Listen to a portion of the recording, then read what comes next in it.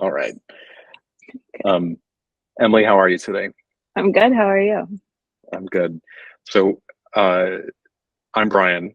Uh, Emily and I are going to talk a bit about enrollment at schools, and we're going to talk about why we care about that. And we also are going to talk about who else might care about that, and then where potentially different decisions are made in tackling enrollment. So I'm going to ask Emily some questions.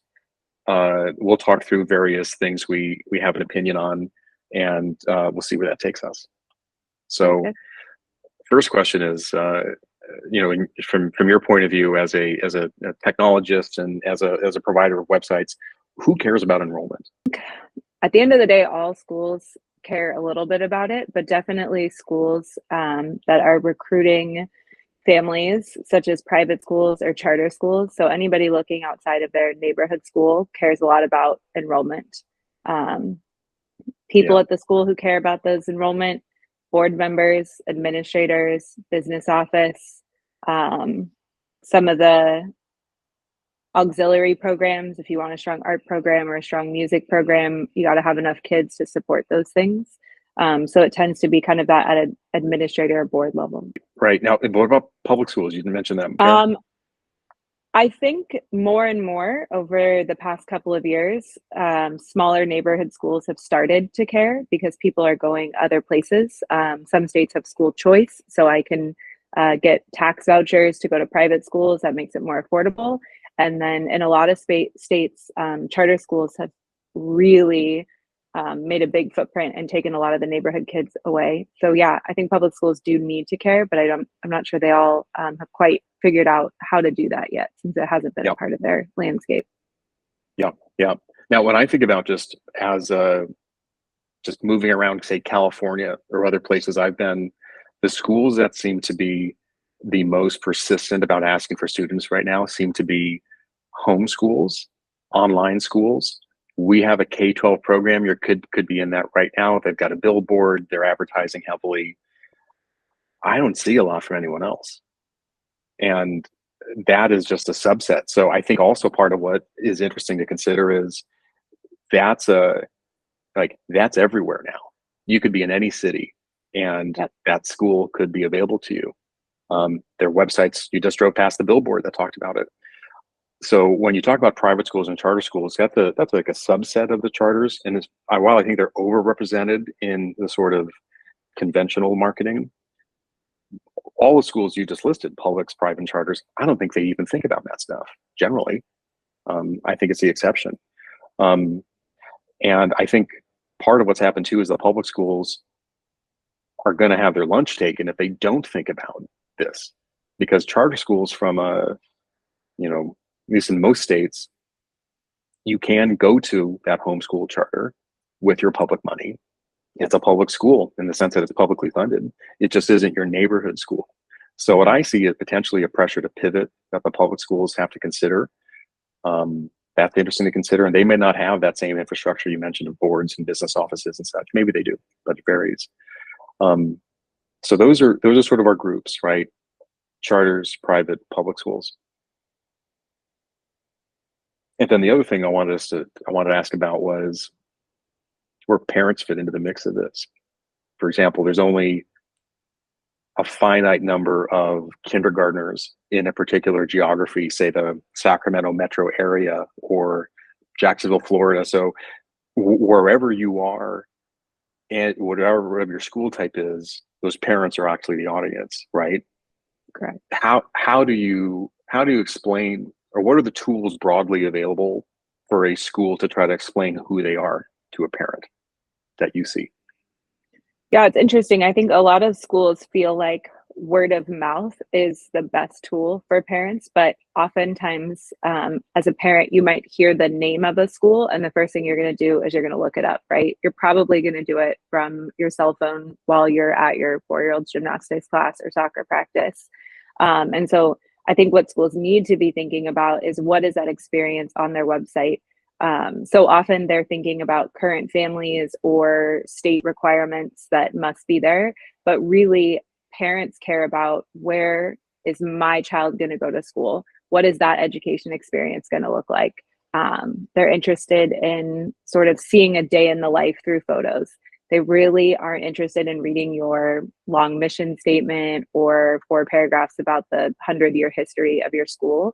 They're much more interested in knowing things like who's the kindergarten teacher? What do they look like? What are their hobbies? What does their classroom look like? And so, really starting to figure out how to put your school experience online throughout the pages of your website, that's certainly on the homepage, is something that a lot of schools have slowly started to think a little bit more about, but need help with. Well, why don't let's get into that a little bit more. So characterize, you know, from super prepared, dialed everything in, optimal, to utterly unprepared. What are some of the key things that are different you see in schools as they try to get ready for that question? So, because I would imagine, let's say the scenario is I'm at I have a third grader, I'm at that gymnastics class. I just heard about this other school. I've never heard of the school before. It's a new name. But, oh, okay. Talk to me about what you think the schools are generally, what is their readiness to be on the receiving end of that? And where are uh, what are sort of the big groupings of what they do correctly or some of the obvious mistakes are? And I'm not saying that from like the point of view of, um, you know, just being critical. I mean, more like, how do you see them evolve or get ready so that when they have that family discover them, well, how ready are they for the question, I guess? How ready are they to establish that identity? What are you seeing broadly? It's interesting. On their websites, I think the majority of schools struggle tremendously with some of the basics around identity. So, for example, it's not uncommon that you go to a school's website and it doesn't even tell you what grades they serve. So, the first question a lot of parents have is, is this a TK through 8 school? Is it kindergarten through 5th grade? Do you have a high school program? If you're homeschooling, is that TK all the way to 12? That can easily be missed on a homepage. It's not uncommon that a school will say, oh, we have middle school, but we don't even mention it on our website, or we don't even mention it on our homepage. And so parents need a couple of things to sort of quickly orient. One is the grade levels you're serving. And the second one is, what type of school are you? The big question parents want to know is, do I have to pay to go there? And if I do, what does that cost me? So very quickly being able to identify, are you a charter school and it's free? Are you a tuition-based school? What does that cost? What does financial aid look like? We see that those tuition pages are very high on analytics, so parents tend to jump to them right away. A lot of schools want to kind of shy away from that information. Let me get them through the door, let me tell them about the school, and then I'll spring a cost on them. But parents, they're not going to buy that, and they want to know right away. And if it's not there, they think it's really expensive and they can't afford it. So I think those are two of the things parents are looking for right away, is just, can you simply identify your school for me, so I know what I'm getting into. I would also say, in talking to schools, it's interesting because they often talk about how the website doesn't convey who they are, but if parents would just come in for a tour, they do a great job of explaining it.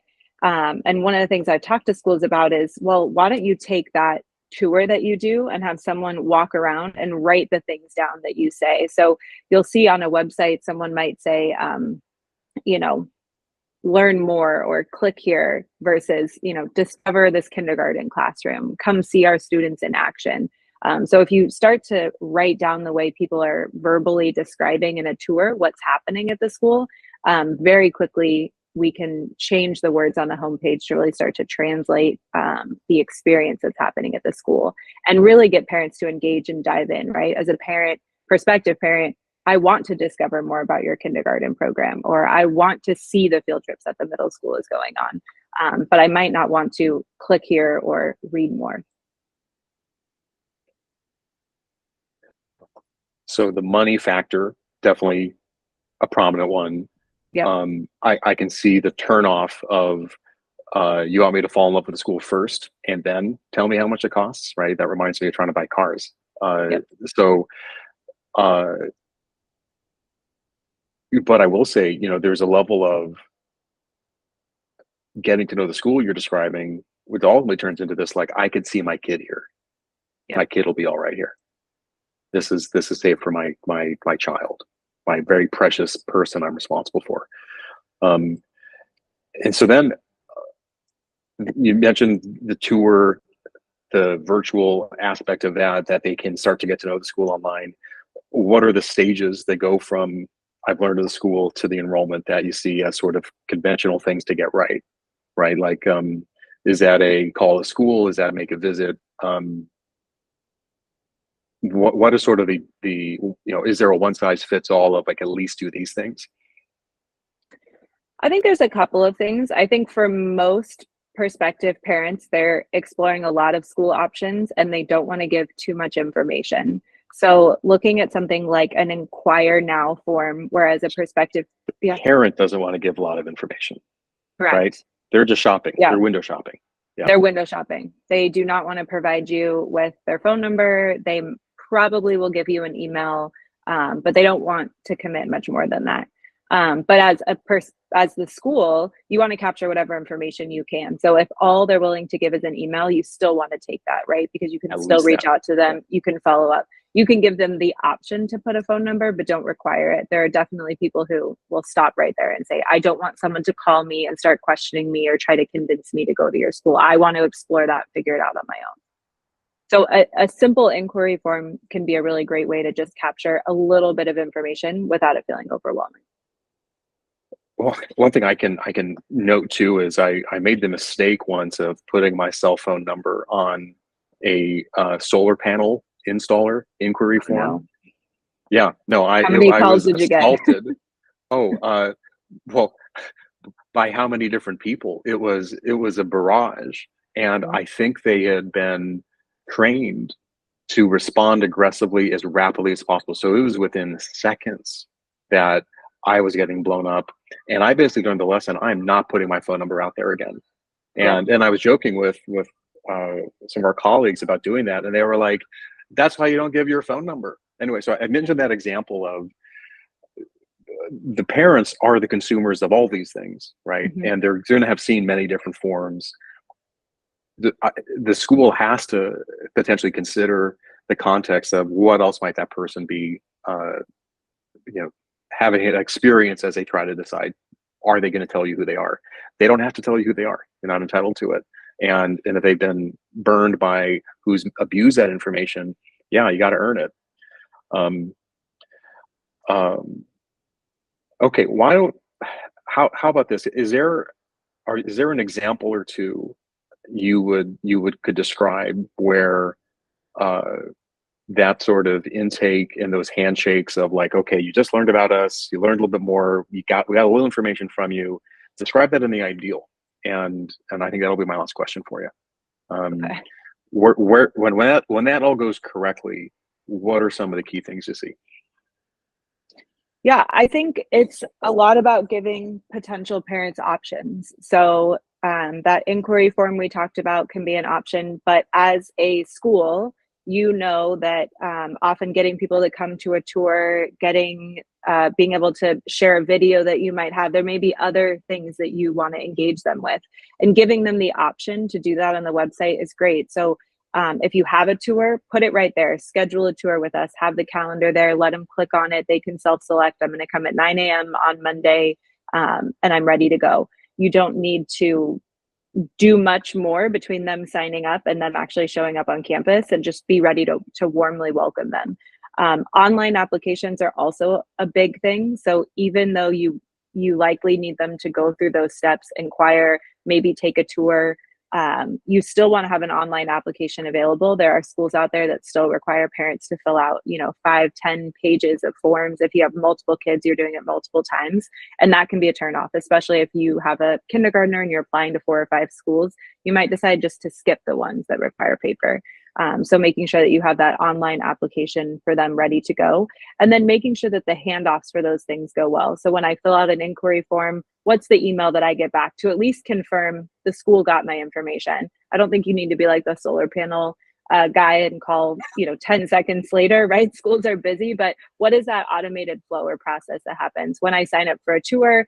do I get a calendar invite that shows up in my inbox when I submit an application or even start an application? Maybe I haven't finished it. Do I get a reminder your application is still pending or your application has been received? So what are those interactions? Those are going to be some of the first interactions they even have with your school. They'll judge the school off of that a little bit. Oh, look, this is a nice email they sent. Oh, they said nothing. I don't know if they got it or not. Maybe they're not interested in me. I'll move on. So thinking about those handoffs back and forth can be helpful too. Yeah, yeah. So I think I hear two real key characteristics there. One is the sort of the immediate gratification. I can complete a step. I'm a busy parent. I can know on Tuesday at 9 I'm going to stop in. I'm done. I've done. I don't have to wait for someone to call me back. I don't have to chase someone down. I don't have to send an email and wait on a response. I'm coming. There it is. And then the handoffs piece. Yeah, I just really would emphasize my own perspective on that too, which is there's nothing more that's going to make it seem like you're not ready for that child if the handoffs are bobbled. If they lose track of you, if it's not clear, if there is a response that's supposed to come at a certain time and it doesn't come, then the school, in my opinion, is at risk of being judged by that error. And so then I'd say it's back to the under promise, over deliver, right? Mm-hmm. Tell them you'll get back to them in 2 days, but then get back to them within 1. Yeah. Or make sure that the personal touch is still conveyed. Yes, you can call this person and this person will answer during business hours, if that's appropriate. Okay, great. That's everything I wanted to talk about. Anything else you wanted to add to the world of enrollment for now? Not today. All right, great. All right. Thanks. Talk to you later.